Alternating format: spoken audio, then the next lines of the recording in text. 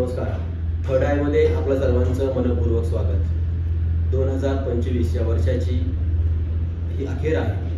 हा शेवटचा महिना आहे आणि राजकीय जीवनामध्ये प्रचंड गडबड चालू आहे.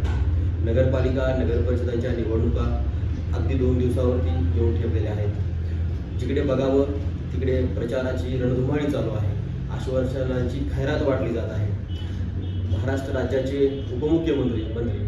उपमुख्यमंत्री बीड जिल्ह्यामध्ये येऊन एक नवीच आघाडी स्थापन करत आहेत. एका बाजूला शेतकऱ्यांच्या प्रचंड मागे झालेल्या पावसामुळे जे काही हाल चालू आहेत त्यातून तो आणखी सावरलेला नाही आहे.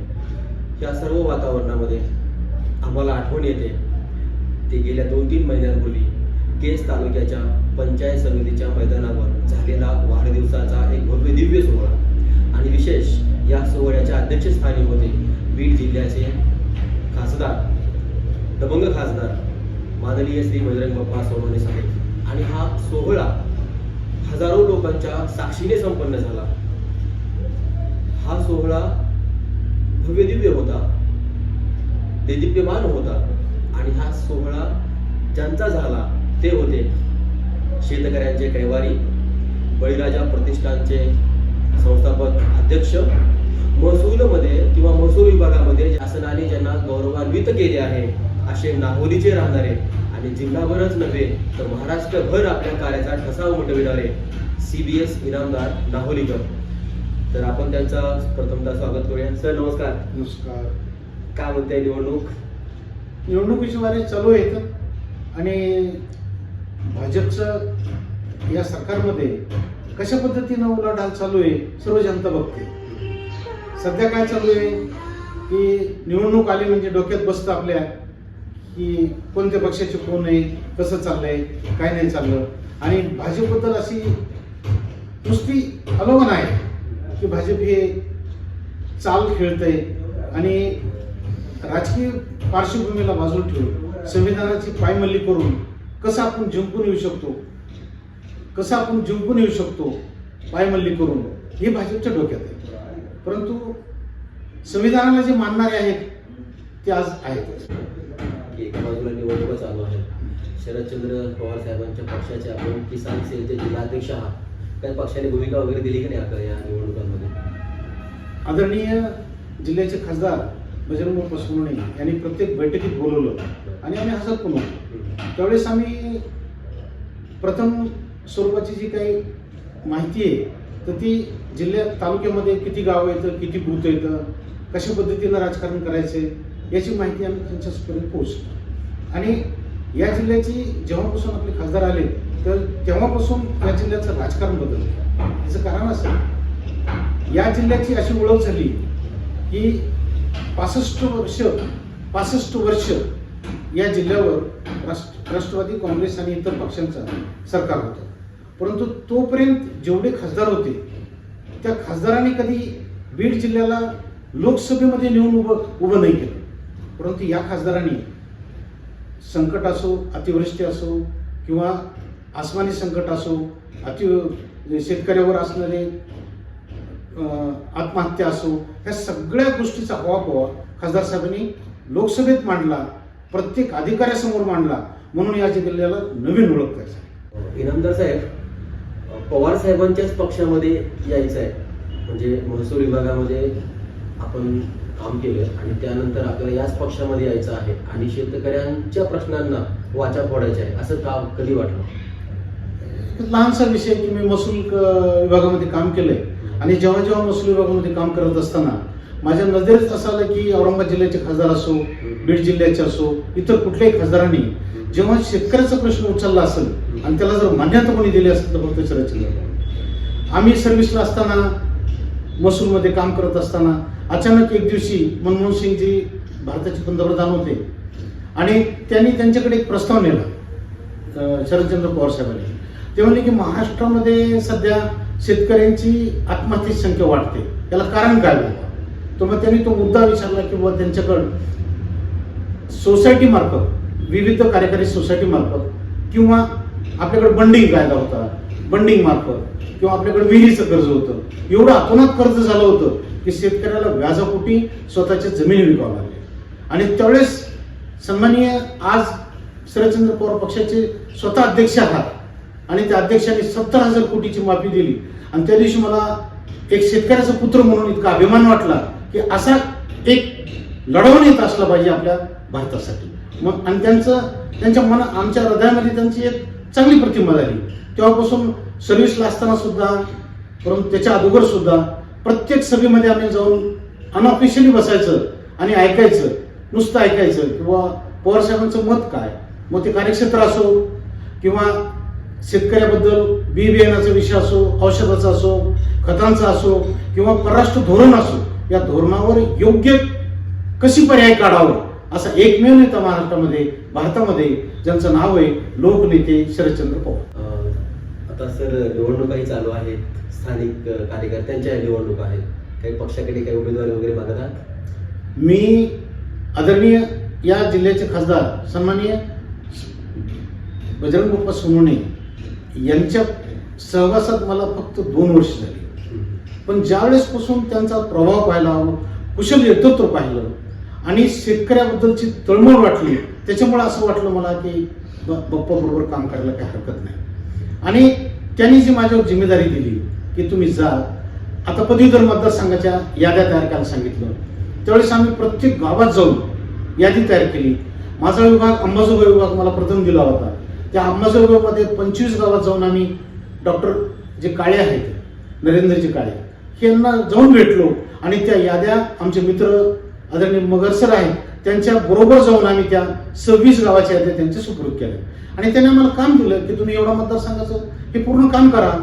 मग मगर सरांनी, मी, अजून कार्यकर्त्यांनी जाऊन प्रत्येक खेड्यात जाऊन याद्या कलेक्ट केल्या आणि ते डॉक्टर साहेबांच्या सुपूर्द केल्या. आता तेव्हापासून त्यांनी आम्हाला असं सांगितलंय की आता नगर परिषदच्या निवडणुका येतात, तुम्हाला जे सोपवलेलं काम आहे तुम्ही करा आणि जिल्हा परिषद पंचायत समितीच्या निवडणुका येतील त्यात तुम्ही 100% सहभाग तुमचा असला पाहिजे असं त्यांनी सांगितलं.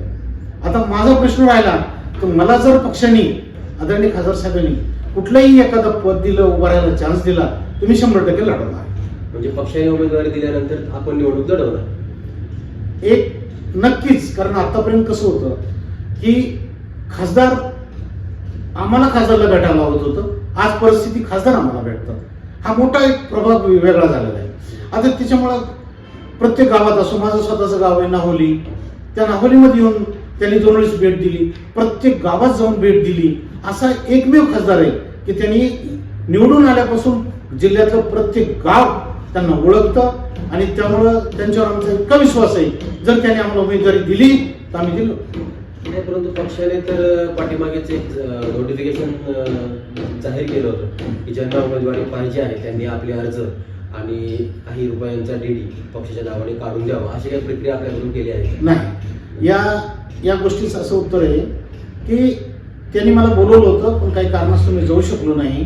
आणि ज्यावेळेस त्यांचा फोन आला की बाबा तुम्हाला इच्छुक असेल तर तुम्ही बैठकीला या, त्यावेळेस मी त्यांना सांगितलं की बाबा मी थोडं कामात आहे, त्याच्यामुळं तुम्ही जे देताल ती पर्व दिशा राहील, आम्ही तुमच्या शब्दावर. आता आपण स्थानिक निवडणुकांना सामोरे जात आहोत, परंतु 1 वर्षांपूर्वी आपण लोकसभेची निवडणूक पाहिली आहे, विधानसभेची निवडणूक पाहिली आहे आणि आताच आपण ज्यांची विशेष रूपानं आठवण केली, प्राध्यापक युवराज मगर सर, मला वाटतं आपला जो वाढदिवसांचा सोहळा केजच्या पंचायत समितीमध्ये झाला होता त्याचं पूर्ण नियोजन हे मगर सरांनीच केलेलं होतं. अगदी बरोबर आहे की ही संकल्पनाच मगर सरांनी मांडली आणि त्यांनी काय सांगितलं की सर 65 वर्ष झाले तुमच्या वयाला, तर तुम्ही वाढदिवस कधी केला का? तर आम्ही सांगितलं हा, पहिल्या वाढदिवसाला आमच्या वैजापूर तालुक्याचे माजी आमदार आहेत आर्यम्मानी, हे माझे स्नेही होते, मित्र होते, त्यांनी माझा वाढदिवस मुद्दामून केला होता. त्याची आठवण पुन्हा आली आणि मगर सरांनी सांगितलं की आपला वाढदिवस आता आपल्याला केजला करायचा, नाहोलीच्या आहे. आणि म्हणलं ठीक आहे, हरकत नाही. तर मग ते केजला करायचं आहे. मग त्यांनी नाव सुचवलं की खासदार साहेबांचा फोन आला मगर सरांना की वाढदिवस करायचा तर मी पण येतो साहेबांच्या वाढदिवसाला. आणि ते अमरावतीचा मोठा कार्यक्रम सोडून आमच्या वाढदिवसाला आले आणि पूर्ण वेळ बसून त्यांनी सहकार्य केलं आणि भाषणामध्ये एक चांगली वक्तव्य केलं, तर आपल्या जिल्ह्याचे सर्वेसर्वा असा उल्लेख केल्यावर हृदय भरून गेलो. विधानसभेच्या निवडणुका झाल्या, त्यामध्ये आपल्या पक्षाचं प्रतिनिधित्व करणारे माजी आमदार पृथ्वीराज साठे साहेब अगदी थोड्याशा मताने त्यांना पराभवाला सामोरे जावं लागलं. परंतु केज तालुक्यामध्ये एक चर्चा होती की साठे साहेब, युवराज मगर सर, CBS इनामदार, खासदार साहेब यांची ताकद मोठी आहे आणि आता आपल्याला विजय मिळणारच आहे, निश्चितच आहे. परंतु काय वाटतं आपल्याला की काय कुठे कमी पडला आपला पक्ष किंवा आपली लोक की त्यामुळे आपल्याला थोडंसं निसटता हा पराभव आहे? असं नाहीये की पराभव हा पराभव असतो, कुणावर खापर फोडण्याची गरज नाही. परंतु नक्कीच ज्यावेळेस आम्ही त्या प्रचाराला सुरुवात केली तर प्रत्येक बूथवर जाऊन त्याच्या प्राध्यापक मगर सरांनी याद्या केल्या. पूर्ण मतदारसंघ केज आणि अंबाजोगाई या दोन्ही ठिकाणी जाऊन 41 सभा घेतलेल्या आहेत. खासदार साहेबांनी 10 सभा घेतलेल्या आहेत. या सर्व सभा घेऊन आम्ही अनौपचारिक विचार केला की आज काय वातावरण आहे. तर लोकप्रिय माजी आमदार पृथ्वीराज साठे यांचा खरोखरच प्रभाव होता की एका सत्ताधारी पक्षाच्या आमदाराला सळोकीपळ करून सोडणारे आमचे साठे साहेब यांना कमी मतदान नाही पडलं. मतदानाची संख्या पाहिली ते 1 लाखाच्या पुढे. परंतु सत्ताधारी आमदारांनी चिरीमेरीचा वाटप केली अशी नुसती चर्चा आहे. 2 दिवस अगोदर वातावरण बिघडलं आणि तयार झालं की नुसती हवा होती. काय झालं की त्यांची साठे साहेबांचं जे कर्तव्य आहे तो खरोखरच तळागाळात जाऊन प्रत्येकाशी भेटणं, त्यांची जी शेतकऱ्याबद्दलची प्रेम आहे. आता मी स्वतः त्यांच्याकडे 2 प्रस्ताव ठेवले शेतकऱ्यांचे, त्यांनी ते विधानसभेत मांडण्यासाठी अतोनात प्रयत्न केले. आणि हार आणि जीत ही आपली व्याख्याच आहे. परंतु केवळ एका चांगल्या पैसेवाल्याच्या समक्ष गरिबांचा कैवारी कसा पडतो हे भाजपनं दाखवून दिलं की आम्ही सत्यवादीला कधीच येऊन देणार नाही आणि आम्ही येऊन देणार नाही किंवा आम्ही तुमच्यासाठी वाटेल ते प्रयत्न करू, तुम्हाला येऊनच देणार नाही, असा त्यांचा एक चांगला एक उठांबाच होता भाजपचा.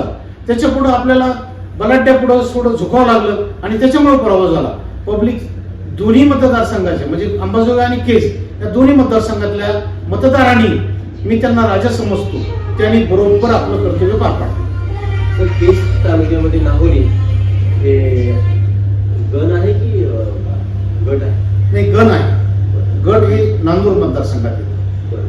मग आता आपण इच्छुक जर म्हटलं तर आपण कशाचा म्हणजे कोणत्या गणातून इच्छुक आहात म्हणता येईल किंवा गटातून? नाही, आता एक सनदी अधिकारी यांना त्यानं माझं असं वैयक्तिक मत आहे की वक्तृत्व, अभ्यासाची गुमा आणि शेतकऱ्याबद्दलची तळमळ या सर्व गोष्टी जर मला महाराष्ट्राच्या लेवलवर पोहोचवायच्या असतील आणि जिल्हा परिषद मध्ये जर माझं वैयक्तिक मत मांडायचं असेल शेतकऱ्याच्या बाजून, कारण 75% सवलत हा जिल्हा परिषद देते आणि जिल्हा परिषद ही शेतकऱ्याचा कणा आहे. त्या कणा आपल्या जर तळागाळात शासन आपल्या दारी ज्याप्रमाणे एक कल्पना होती तर शासन आपल्या शेतकऱ्याच्या दारी ही कल्पना मांडायची असेल तर मला जिल्हा परिषद मध्ये आवडेल. परंतु आरक्षणाच्या काही गोष्टी असतात, उदाहरणार्थ कोणत्या प्रवर्गाला ते सुटलेलं आहे वगैरे, ह्या सर्व बाबी जुळून येतात आपल्या.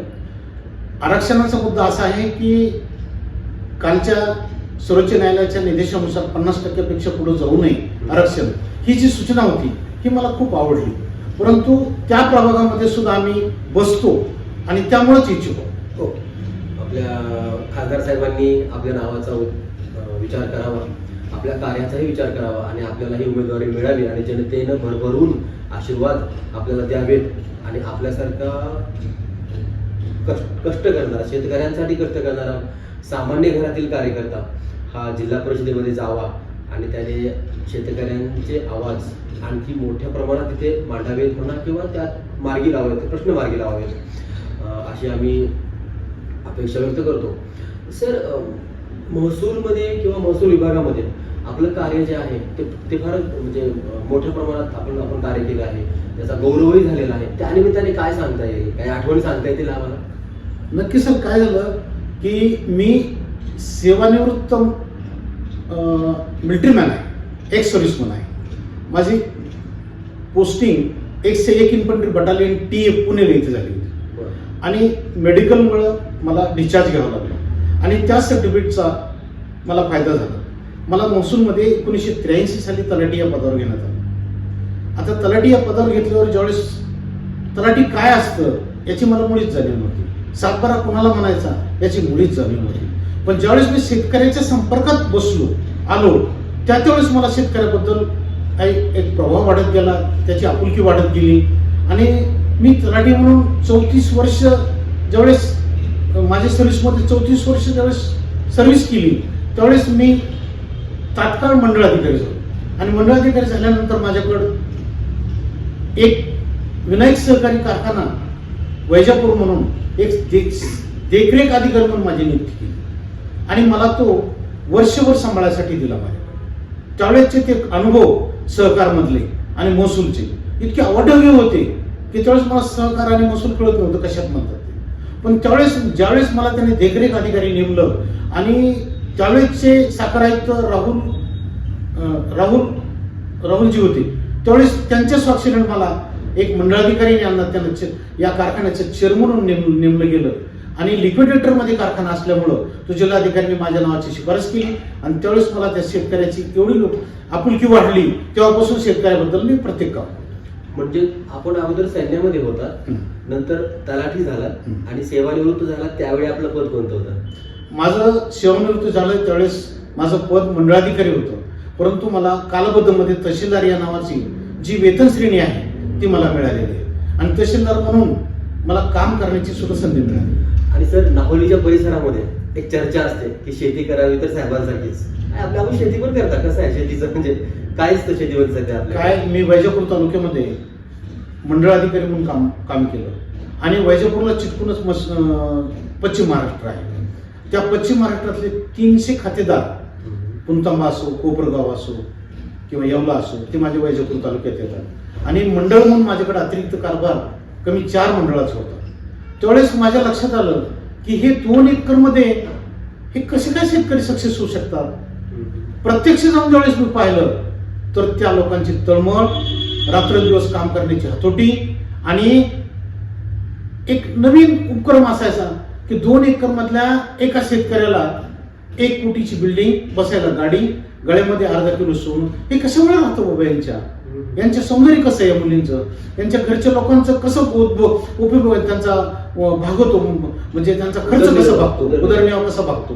हे पाहिल्यावर माझ्या लक्षात आलं की त्यांनी कांदा हे पीक घेण्याची त्यांची सवय, लसण, कांदा.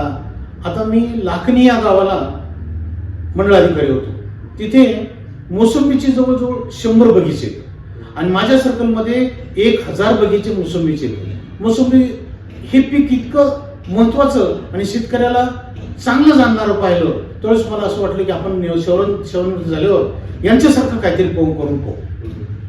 नाही, आपल्या शेतामध्ये सध्या काय आहे, म्हणजे कसं शेती कसं करता आपण? म्हणजे राजकारण तर आहेच, परंतु आपण मूळचे हाडाचे शेतकरी आहात, तर आता शेतीमध्ये काय असतं उत्पादन तुमच्याकडे? अत्यंत आपुलकीचा विषय तो शेतीमाल. तर तो कसा विषय की मी ज्यावेळी 2018ला 25/4/18ला रिटायर झालो सेवानिवृत्त, त्यावेळेस मला काय वाटलं की बाबा गावाकडे जायला पाहिजे. माझं वास्तव्य पडेगाव औरंगाबाद येथे आहे. माझे मुलं सगळे सर्व्हिसला लागल्यामुळं आता म्हातारीने काय करावं बाबा असा प्रश्न निर्माण झाला. त्यावेळेस आम्ही विचार केला की वडिलांची किती शेती आहे. मग आमचं आडनाव इनामदार कशामुळे की नाहोली या गावामध्ये 20 एकर इनाम आहे. त्या 20 एकरचे 20 एकर माझ्या वाट्यास आलेला आहे.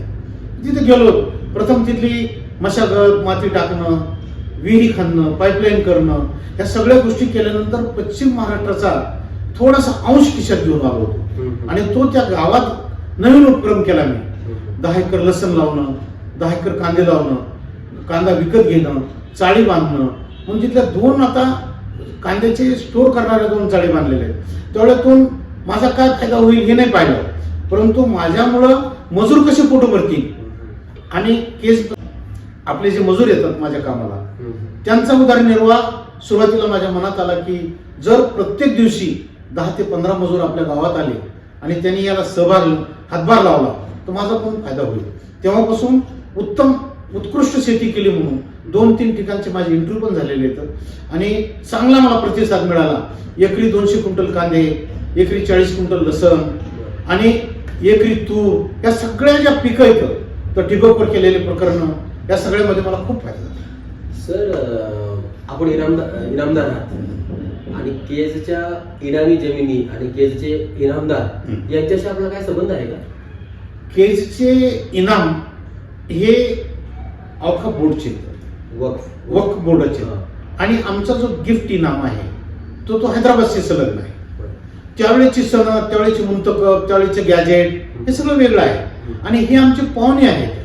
परंतु आमचे भाऊबंद नाही किंवा आमचे फक्त रिलेशनशिपमध्ये येतात, फक्त पाहुणे आहेत.